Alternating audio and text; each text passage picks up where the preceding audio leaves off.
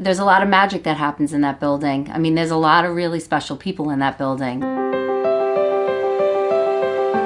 Everybody has a smile on their face, and they're welcoming and they're warm, and that is almost like a hug that you get when you walk in the door. It's a place where you can go and feel safe and know that you are supported, and that you're going to make some of your dreams come true. I think it's the first stop for a lot of women along that path. The people there, the staff, the volunteers are all big-hearted and knowledgeable, and everybody's doing their very best to help. When you walk through the doors, you can feel it, and you feel safe, and you're able to express and have women who can sit down and look you in the eye and say, we're here to help you, and really mean it. Women's Rights Information Center is a place for hope for women who are trying to get back on their feet and trying to make a great life for themselves and support their families. They have skilled professional lawyers who donate their time to help women with problems with divorce or custody issues, immigration issues. They can have citizenship classes. They can have English as a second language classes, shared housing, where if a woman is homeless or has nowhere to live, they'll try to match the person up with someone who has extra housing and try to make a deal and find congenial people who can help each other. It's not just for women, it elevates the community in its entirety. Every town, every city, and every community needs a women's center, and especially the incredible people that are in it. I want to make sure that my girls are raised to believe that they're just as worthy as a man for any job they get, for any opportunity they get. So advancing women's rights is extremely important to me and part of my life's work. The women that come to the center have gone through all different things: domestic violence, they've been been displaced homemakers for many years. And to have that place where you can go is invaluable. It's a beautiful thing. Every time a person comes in, the fact that they're taking the opportunity to make a change and take advantage of our resources, I think that's so powerful. And I admire all the women and the men who come through that door.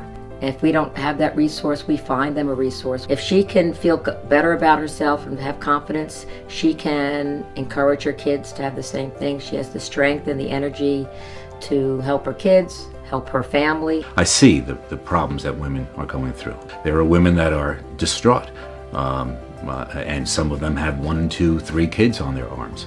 And there's no man in the picture because he was abusive or he left, and they're now without a home or without any way to feed the kids.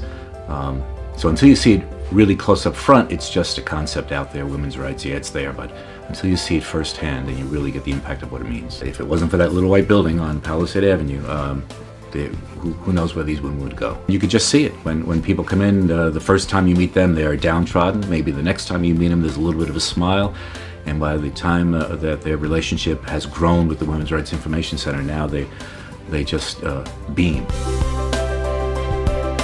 I'm incredibly flattered to be honored as a community change maker. Ever since I started Women for Progress, I've been incredibly humbled by the response from the community. I knew Phoebe Seaham very well, and she was the founder, and I'm getting an award in her honor, under her name, which is a very big up for me, a very big honor and thrill. There are so many talented, wonderful women that work there that are part of it or are part of the organization, that support the organization. To be considered as part of them is just, it's breathtaking. Yeah, and it's quite an honor. I really am very humbled and I don't feel like I need to be honored. I don't necessarily want to be honored because I'm just doing this because I feel it's important. Any client that's successful, that's more successful than they walked in the door, that's really all I need. There was a situation at the center where they needed someone to come in and help them with the gala, which is their big fundraiser that we're at now. I was tapped and asked to come in and help. And since then, I've been hooked, basically. I mean, whatever they need, I'm there. What does it mean to be honored tonight?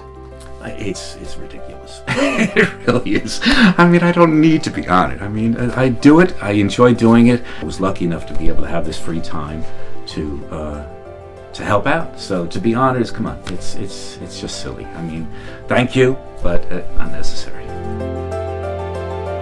Every dollar makes a difference. It's a cliche, but it's true. We're in a 100-year-old building, Maintaining that takes a lot of money. Having staff available to meet and spend time, have the time to spend with all the clients to really give them that encouragement and confidence and get that going, that takes money too. I think their first step would be to go down and visit and feel the atmosphere and feel the energy in the room and see what they're really supporting. I really want to help people as others have helped me when I've had a hard time. Look at where your money is being spent. Look at how much richer the population gets. Giving back is sort of the cornerstone. It's about giving your time. It's about educating yourself about what's going on in the world. How compassion grows, how confidence grows. That's important. That's something you cannot put a dollar figure on. That's something that is priceless. The message is very clear. Just, help when you know you can, and love when you know you can, because you make a difference. Maybe their gifts are monetary and they can't take somebody by the hand and teach them Microsoft Office or teach them Excel, but they could certainly pay for their class because that's in their wheelhouse. To me, philanthropy is really everything. It takes a village. It's true. I believe it.